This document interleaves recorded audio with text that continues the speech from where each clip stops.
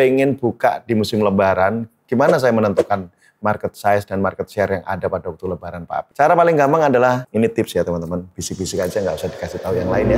Caranya adalah, dan teman-teman boleh melihat di sini bahwa cucian akan terus-terusan masuk. Harga jual teman-teman naik berapa kali lipat pun pelanggan akan masuk kalau kualitas teman-teman luar biasa, dan bahkan laundry yang lain banyak yang tutup. Akhirnya cucian membludak.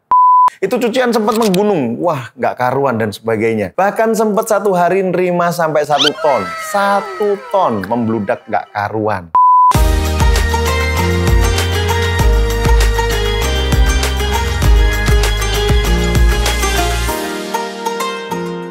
Oke teman-teman, kita masuk lagi di Kultum episode yang ketiga. Nah teman-teman boleh cek episode pertama tentang persiapan tim, yang kedua adalah tentang jam operasional laundry. Teman-teman bisa cek secara detail di sana karena ini nanti ada kaitannya. Nah, di episode ketiga kita akan membahas tentang kapasitas produksi, teman-teman. Ini sangat amat penting. Jadi, saya boleh bercerita bahwa Apik Laundry dulu tahun 2010-2011 pada waktu membuka laundry lebaran buka masih awal-awal tahun 2010-2011, itu cucian sempat menggunung, wah nggak karuan dan sebagainya. Bahkan sempat satu hari nerima sampai 1 ton. 1 ton membludak nggak karuan. Tempatnya kecil, nggak gede, cucian masuk semua. Sampai nggak selesai, sampai rolling door kita tutup. Saking banyaknya cuciannya. Karena apa? Karena kita tidak pernah tahu cara menghitung kapasitas produksi. Yang penting ada omset, terima cucian sebanyak mungkin. Dan yang berikutnya adalah harga jual. Kami harga jualnya masih murah. Harga saat itu yang harganya biasanya 6.000, 7.000, kami jual cuma 8.000. Kami naikin 8.000 atau 9.000. Akhirnya cucian banyak masuk, pelanggan masuk semua, sedangkan laundry yang lain masih banyak yang tutup, kami aja yang buka. Nah, itu perlu dievaluasi kembali. Nah, terkait masalah penentuan harga, naikin harga dan sebagainya akan ada di episode selanjutnya. Nah, kali ini kita fokus membahas tentang cara ngecek kapasitas produksi. Kapan sih kita harus stop cucian, kita harus menerima cucian sebanyak apa? Yang pertama, teman-teman harus ngecek dulu market size dan market share yang ada di lokasinya teman-teman semuanya. Tips untuk teman-teman yang sudah buka laundry, sebelumnya pada waktu lebaran sudah pernah buka, pasti teman-teman udah bisa menghitung ya sebanyak apa cucian masuk. Hari keberapa sih membludak banget cuciannya. Teman-teman poinnya pertama, cek itu dulu.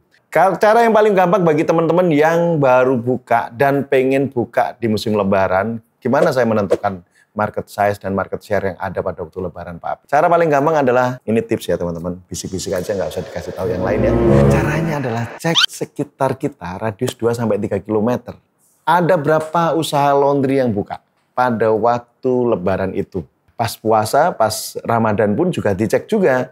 Mereka bukanya jam berapa sampai jam berapa. Karena jam operasional juga mempengaruhi. Jangan sampai teman-teman buka terlalu pagi, tutup terlalu sore. Atau buka agak siangan tapi tutupnya sore, nggak malam. Nah itu pelanggan ada berapa yang pulang kantor kan, laundry kok udah tutup dan sebagainya. Itu terkait jam operasional kemarin ya. Nah, sekarang tentang cek kapasitas produksi. Jadi cek lagi sekitar teman-teman laundrynya yang masih buka berapa banyak. Dan kalau memang bisa menghitung, cek juga mesinnya ada berapa. Jadi bisa tahu kapasitas dia bisa terima cucian mentok-mentoknya sampai berapa ya.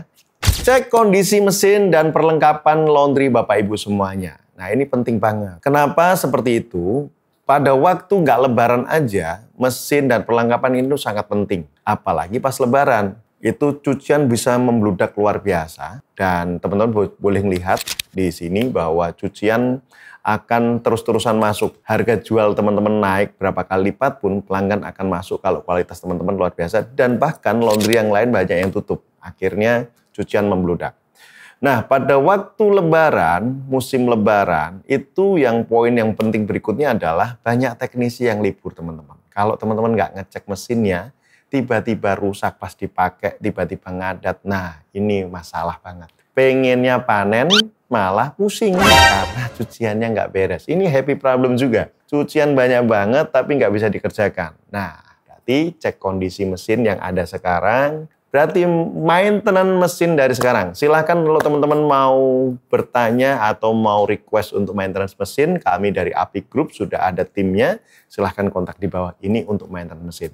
Nah, bagi teman-teman yang memang tidak terjangkau untuk teknisi yang terlalu jauh saat ini misalnya, atau mungkin nggak sempat untuk membereskan itu, teman-teman bisa dapatkan tips dari saya terkait membersihkan mesin cuci sendiri pakai chemical atau bahan kimia untuk membersihkan mesin cuci. Ada produknya. Nah, teman-teman bisa kontak di Resik Supermarket Laundry juga.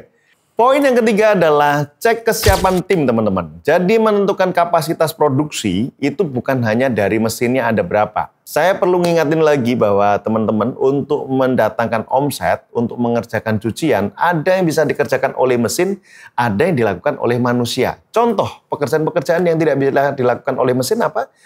Misal laundry sepatu, laundry stroller, itu kan harus dilakukan oleh manusia. Nah, teman-teman juga harus cek kesiapan tim. Saya sebenarnya sudah menyampaikan di episode pertama ya tentang persiapan tim. Tapi yang kali ini saya lebih menyampaikan kepada kapasitas dari tim ini bisa menyelesaikan berapa banyak. Misal nih, satu tukang setrika kita dalam 9 jam mampu mengerjakan 50 kilo baju. Kalau cucian masuknya ada 100 kilo, berarti harus ada 2 minimal pegawai setrika. Nah, seperti itu. Itu teman-teman harus bisa menentukan kesiapan tim, timnya ada berapa, tukang setrika ada berapa, cuci satuan ada berapa, kasir ada berapa, ataukah perlu kurir juga? Nah, teman-teman bisa tentukan di sana. Yang keempat adalah belajar untuk tahu dan kapan waktunya stop penerimaan cucian. Saya selalu menyampaikan bahwa cucian nggak akan ada habis-habisnya nanti pada waktu pas Lebaran tiba. Bahkan sekarang pas bulan puasa aja, teman-teman coba cek deh.